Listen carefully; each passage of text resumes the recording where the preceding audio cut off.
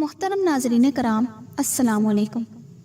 ایک بار حضور اکرم صلی اللہ علیہ وآلہ وسلم مومنین کو صدقہ کی تلقین فرما رہے تھے کہ ایک اعرابی آ پہنچا جس کے پاس ایک بڑی خوبصورت اونٹنی تھی، بڑی ہی خوش رفتار اور خوش خرام۔ اس اعرابی نے اسے ایک جگہ کھڑا کر دیا۔ سحری کے وقت جب حضور اکرم صلی اللہ علیہ وآلہ وسلم گھر سے نکلے تو یہ اونٹنی فصیح و بلیغ انداز میں پڑھ رہی تھی: السلام علیکہ یا زین القیامہ، السلام علیکہ یا خیر البشر، السلام علیکہ یا فاتح الجنان، السلام علیکہ یا شافع الامم، السلام علیکہ یا قائد المؤمنین فی القیامۃ الی الجنہ، السلام علیکہ یا رسول رب العالمین۔ حضور اکرم صلی اللہ علیہ وآلہ وسلم نے یہ کلمات سنتے ہی اونٹنی کی طرف توجہ فرمائی اور اس کا حال پوچھا تو وہ کہنے لگی: یا رسول اللہ صلی اللہ علیہ وآلہ وسلم، میں اس اعرابی کے پاس تھی، وہ مجھے ایک سنسان جنگل میں باندھ دیا کرتا۔ رات کے وقت جنگل کے جانور میرے ارد گرد جمع ہو جاتے اور کہتے: اسے نہ چھیڑنا، یہ حضور صلی اللہ علیہ وآلہ وسلم کی سواری ہے۔ میں اس دن سے آپ صلی اللہ علیہ وآلہ وسلم کی ہجر و فراق میں تھی۔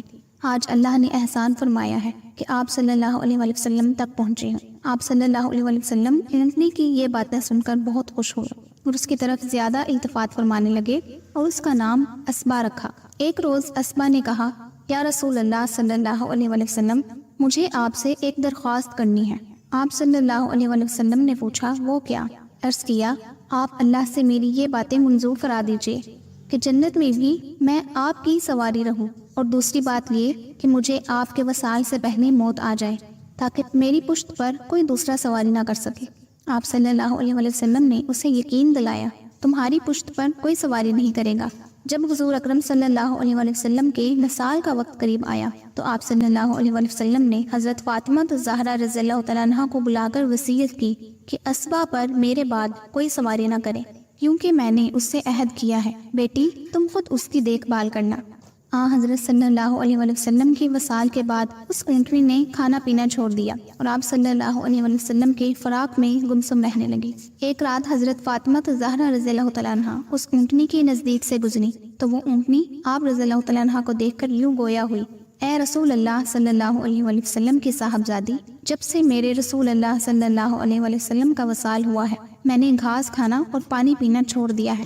خدا کرے مجھے جلد موت آ جائے، کیونکہ مجھے اس زندگی سے حضور صلی اللہ علیہ وآلہ وسلم کی غلامی زیادہ پسند ہے۔ میں حضور صلی اللہ علیہ وآلہ وسلم کی خدمت میں جا رہی ہوں۔ حضرت فاطمہ الزہرا رضی اللہ تعالیٰ عنہا اس اونٹنی کی باتیں سن کر بہت مغموم ہوئی اور رونے لگی اور پیار سے اپنے ہاتھ اونٹنی کے چہرے پر ملنے لگی۔ کہتے ہیں کہ اسی حالت میں اس اونٹنی نے جان دے دی۔